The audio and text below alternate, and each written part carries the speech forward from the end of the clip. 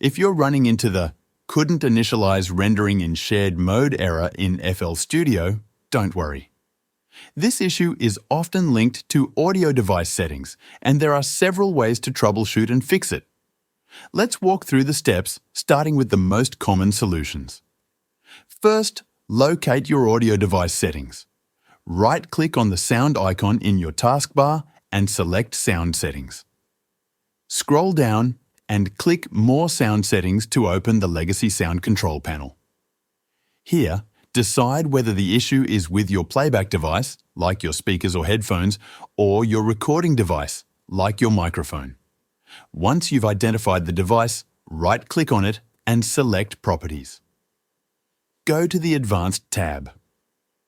In this section, check the default format. The issue often occurs if the bitrate and sample rate don't match what FL Studio uses. Set the format to 24-bit 44100 Hz to align with FL Studio's standard settings. While you're in the Advanced tab, look for the exclusive mode settings. Make sure both options are unchecked. This prevents other applications from monopolizing the audio device, which can interfere with FL Studio. If that doesn't solve the problem, the error might indicate that another application is using the audio driver.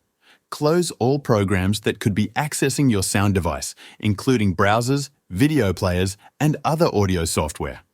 Once everything is closed, relaunch FL Studio and check if the error persists. If it still doesn't work, restart your computer. Sometimes, a fresh boot clears up background processes that might be causing conflicts. After restarting, open FL Studio before launching any other applications to ensure it gets priority access to your audio driver.